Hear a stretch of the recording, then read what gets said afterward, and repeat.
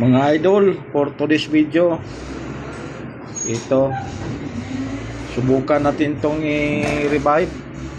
Itong ano niya, oh. Dala-dala to dito mga idol. Paayos daw.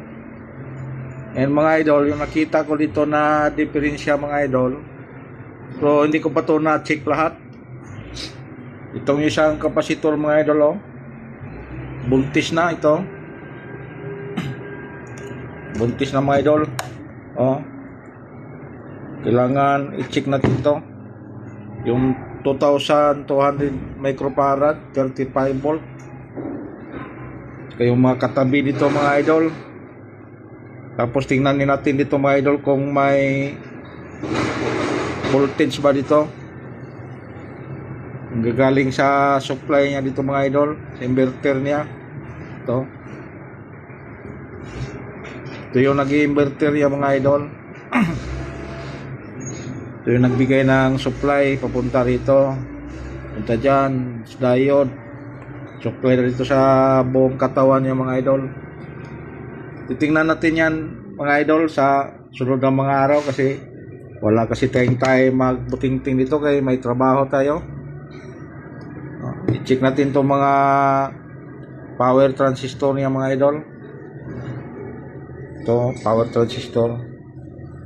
Check natin yung mga idol kung gumagana pa ba. Ito. Baka dito lang banda ang problema nito mga idol. Di ko pa kasi ito na testingan na isaksak 12 volts na to. Wala kasi tayong inverter, wala tayong transformer na 12 volts. Buti kung may battery tayo, wala rin. Kaya binuksan ko na lang. Tininan ko muna yung loob. Kaya itong labas mga idol. Pang ano lang kasi to, pang car power amplifier. 4 channel high power amplifier.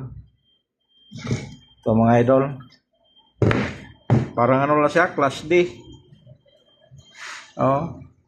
Ang liliit na mga pisa niya mga idol. Mga ano lang 1/8 na resistor. Tsaka 1/4. Dito medyo malaki na siya. Pero yung iba talaga mga idol, ang liliit lang talaga. Yung potentiometer niya nag 100k. Ito 300k. 300k. May 50k dalawa. So, mga idol.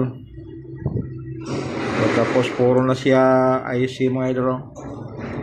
IC. Integrated circuit. Yan, puro na siya mga IC. Yun ang laman niya mga idol. Yan. Tapos dyan sa amplifier niya. Yan, dalawa, bali 4 na amplifier yung mga idol. No. Magkatabi yung dalawa.